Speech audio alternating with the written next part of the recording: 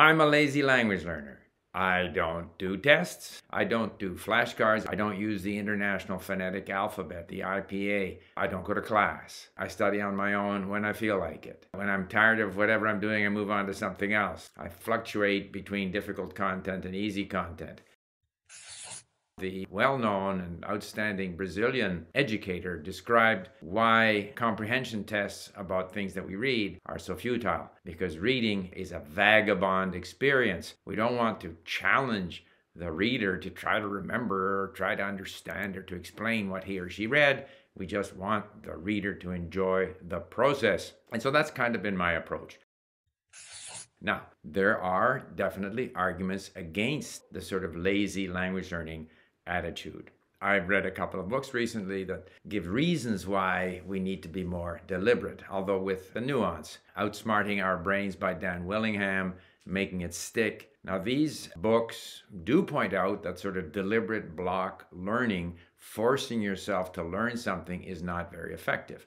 However, they and others, like Justin Sung, whom you can find on YouTube, and I'll leave a link, and many others point out that retrieval is very effective. If you're forcing yourself to try to remember something, as in tests, the effort of retrieving things helps anchor things in our long-term memory. Or you need to have it structured so that you're learning things that are at that proximal zone of capability or of knowledge, so that you're never attacking anything that's too difficult for you. And of course, that's the difficulty in a classroom, because the teacher doesn't know what each student knows. So how can they then give them just that next level, that proximal level of difficulty? And then there's Bloom's taxonomy, where it's not enough to retrieve things. We also have to develop the ability to discuss, to evaluate, and to understand things that we are learning. But that then brings me to why I think lazy language learning is the best approach for language learning. When we're talking about language, we're not talking about developing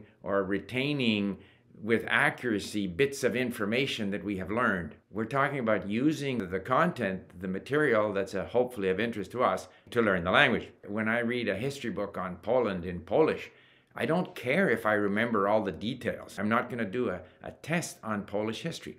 I'm just aware that just by reading and listening in Polish to whatever it might be, my ability in the language is improving.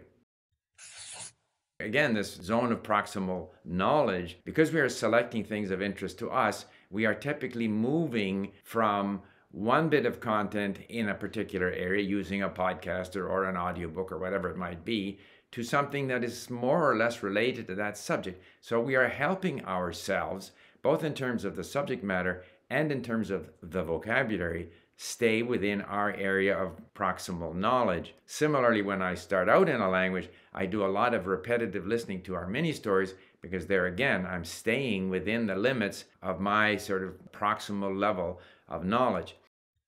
Another advantage of this lazy approach is that it keeps me motivated, because whatever theoretically can be said about the advantages of retrieval practice and testing and these other things, if it demotivates me, then it actually is counterproductive. Similarly with, say, trying to learn the basics of grammar up front. If I find that a demotivating thing to do, even if it could be proven that it helps me master the grammar, which I don't believe to be the case, if it demotivates me, then it's a bad thing to do.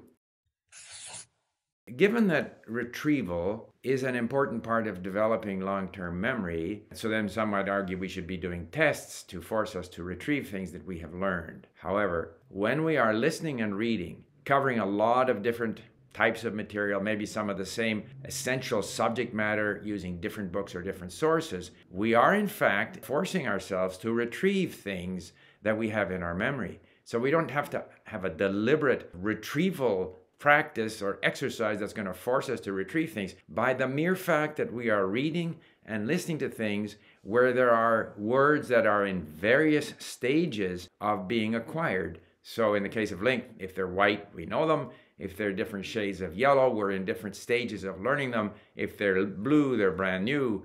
By listening and reading, we are again retrieving them, so that the exercise of retrieving takes place naturally in an input-based learning style.